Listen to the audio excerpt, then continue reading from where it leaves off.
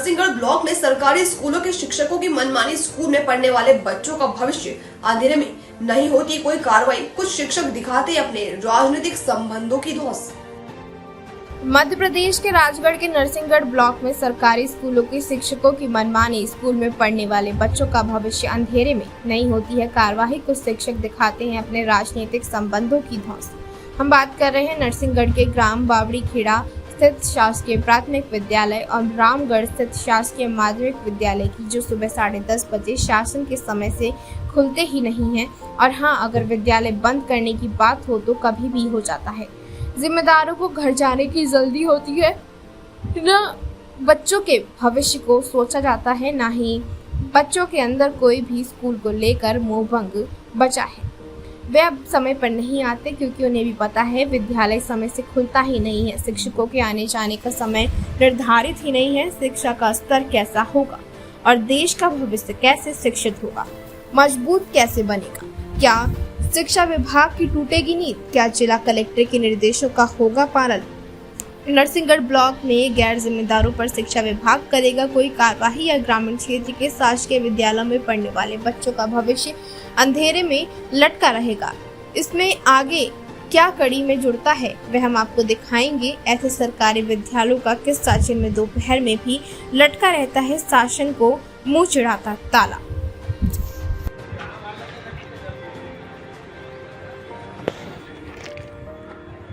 आप लोग कहाँ से आए हैं और क्या समस्या है आपकी? ग्राम देवगढ़ से आए हैं हम सभी ग्रामवासी, और हमारी यही समस्या है खेती के बारे में, खेती के विषय से। क्या समस्या है? तो हमारी खेती जो बरसों पुरानी समय से हम करते आ रहे हैं, वो खेती अब हम वन विभाग वाले हमें खेती करने नहीं दे रहे हैं। जिसके बाद में हम खेती करने जाते हैं तो हमारा कोई भी साधन लेके जाते हैं, ट्रैक्टर वगैरह खेती करने के लिए, तो वो ट्रैक्टर नहीं चलाने देते हैं। और वो अगर आपको वहाँ खेती करने से लगातार रोका जाता है तब आपकी क्या प्रतिक्रिया होगी?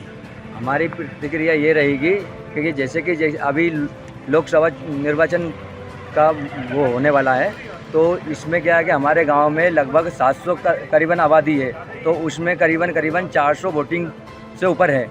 तो हम ये, अगर हमारी समस्याओं का निराकरण नहीं हुआ तो हम ये चुनाव का बहिष्कार करेंगे, मतदान बहिष्कार करेंगे।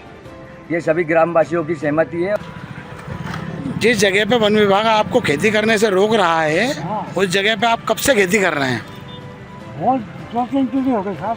2-3 पीढ़ी हो गई आपकी? और खोदने से, हाँ, पानी में साधन निकलने से, ट्रैक्टर नहीं चलने से जमीन में, अब क्या भोगा पड़े आप?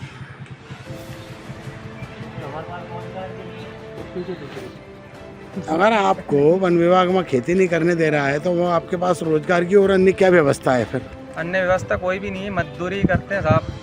मजदूरी का भी कोई पक्का नहीं है कि बिल्कुल रोज की चल रही है। 8 दिन मजदूरी कर ली, महीने भर घर बैठे हैं। अगर हमारे खेती से लगे हुए हैं, जैसे ट्यूबवेल और कुएं की व्यवस्था फुल हो जाए, हमको परमिशन दी जाएगा ट्यूबवेल की, तो हम इस विषय में खेती से रिलेटेड है। इस संबंध में भी आपने एसडीएम साहब को ज्ञापन दिया है, तो उन्होंने क्या कहा है? उन्होंने ये कहा है कि जो भी आपके पास पट्टे वगैरह हैं, पुराने जो भी रिकॉर्ड है, 2-4 जनों के पास जो भी है। क्या आप चाहते हैं दुनिया में दिखना? क्या आप चाहते हैं कि आपका यूट्यूब और वेब पोर्टल की खबरों को टीवी पर दिखाना? सही रास्ता नहीं मिलता, पैसे होते हैं बर्बाद, विज्ञापनों के लिए दर दर भटकना पड़ता है, फिर भी नहीं मिलता, सूचना विभाग आपको अहमियत नहीं देता। सभी समस्याओं का हल है हमारे पास। Chanakya media network private limited लेकर आया है सभी यूट्यूबर और वेब पोर्टल के लिए सुनहरा मौका। सूचना प्रसारण मंत्रालय से रजिस्टर्ड करके OTT और IPTV के माध्यम से अपने चैनल को ले जाएं सभी स्मार्ट एंड्रॉइड टीवी पर। आज ही संपर्क करें 9643761495 या व्हाट्सएप करें 8287399909 पर। अब आप भी बन सकते हैं सिटीजन जर्नलिस्ट, लड़ सकते हैं अपनी लड़ाई खुद। अपने हक की लड़ाई में चाणक्य न्यूज इंडिया है आपके साथ।